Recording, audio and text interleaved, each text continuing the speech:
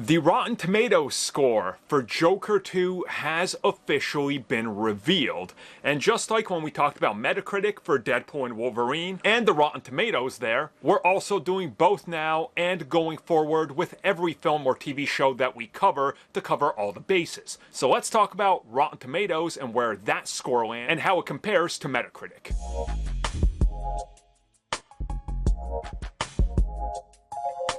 Okay, we are here to talk about Rotten Tomatoes. In this video, I'm going to remain calm, unlike in this video that's now out for members that couldn't pass the YouTube laws of, yeah, we don't like this. So if you're a member, hey, check it out, it's in the kind citizen tier. Anyways, though, Rotten Tomatoes, you guys know how this works. I don't think I need to explain it. In case I do, Rotten Tomatoes is not a person. They are not their own score or anything like that. They got their own outlet. But they take hundreds upon hundreds of reviews after a film is out, put it all together, and get a score out of it. That's pretty important in the industry these days because we've seen Rotten Tomatoes scores that can literally drive people towards films because, hey, it's expensive and people want to spend their money the best way possible. So the first Joker film ended up in the high 50s. So there was a lot of anticipation and excitement that they would go even higher with the new film. Well, when the Rotten Tomatoes hit at around 6 a.m. Pacific time this morning, the score debuted at a 59. Now, I think most of you also know that they start to file reviews in the back end, and sometimes if you check the actual Rotten Tomatoes page on different browsers, on like mobile versus desktop, you're going to see different scores and different amounts of reviews that show up.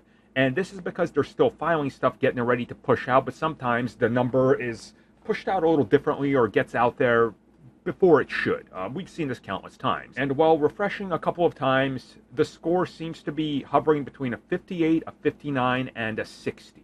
So I think most people also know that films, when they debut, they typically go down. It's hard for a film to go up. It does happen, but it's hard. And this is one of those things that right now people are trying to discuss who's paying Rotten Tomatoes off, how was Disney involved. It's the same thing we've talked about before, and I'm so sick of talking about it because we've seen the reviews. You know, I cover them in a video, despite what people might believe I'm trying to lie about, because this film has like a cult of personality attached to it that's somehow making people not even rational. I decided to show the video on screen on Metacritic and highlights of reviews and early impressions, and people still said I was lying, representing an entire rundown of every review, going from 80s all the way down to like a 30 out of 100. Again, people are fickle, I get it. Who cares about the review? You know, if you like this thing, great. If you hate it, great. Not everybody has to like it. Not everything is meant for everybody. You know, I love stealth games. It's my absolute favorite genre right after survival horror. I know tons of people that hate stealth games. It's not their thing. So if a stealth game gets a 9 out of 10, why would you be pissed that the latest action game maybe got a 7 and, oh, stealth is bad because I don't like it? If it's not for you, it's not for you. That's all I'm trying to say. It's okay if this film doesn't deliver the high score that maybe you thought it was going to. Okay, if you enjoy it, that's cool, guys. That's cool. But don't take it out on these people who are just giving you their opinion or review or whatever. It's just terrible. I don't even know what to say.